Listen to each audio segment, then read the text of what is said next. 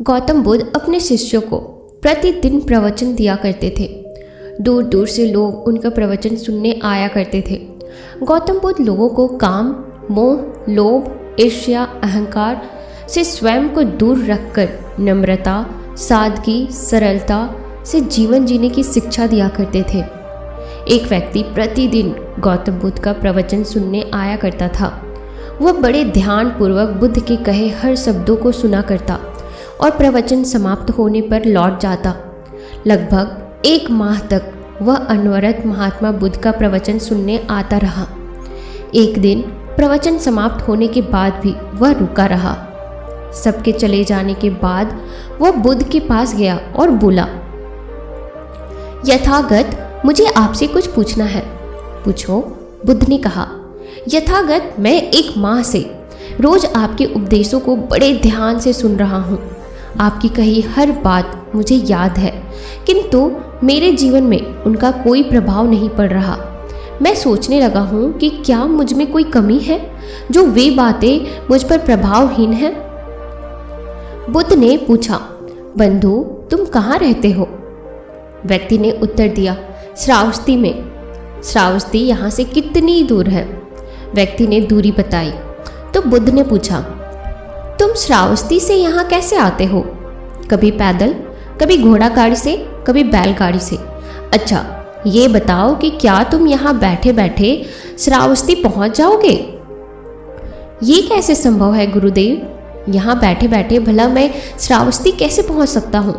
वहाँ पहुँचने के लिए मुझे चलना पड़ेगा। यदि चलना ना हो तो वहाँ पहुँचने के लिए साधन की आवश्यकता होगी, जैसे बैलगाड़ी या घोड़ा गाड़ी। सत्य कहा, बुद्ध बोले। गंतव्य तक पहुँचने के लिए तुम्हें चलना पड़ता है। बिना चले गंतव्य तक नहीं पहुँचा जा सकता। उसी प्रकार अच्छी बातों को जीवन में उतारने के लिए उन पर चलना पड़ता है। मात्र सुन भर लेने से वे बातें जीवन में प्रभावशील नहीं होती। उनके अनुसार आचरण भी करना पड़ता है। मेरी शिक्षाओं को अपने जीवन में उतारोगे, मेरे दिखाए गए मार्ग पर चलोगे, तब तुम अपने जीवन में एक सकारात्मक परिवर्तन देखोगे। व्यक्ति को बुद्ध की बताए हुए सारी बात समझ में आ गई। उसने निश्चय किया कि अब वह बुद्ध की बातों का अनुसरण करेगा, उनके दिखाए गए मार्ग पर चलेगा और अपना जीवन बेहतर बनाएगा। तो दोस्तों, इस कहानी से हमें यह सीख मिलती है कि दिन भर में हम अच्छी बुरी कितनी ही बातें सुनते हैं। कुछ बातों को हम सुनकर अनसुना कर देते हैं। कुछ बातें कुछ समय तक हमारे मस्तिष्क पटल पर रहती है, फिर उन्हें हम भूल जाते हैं।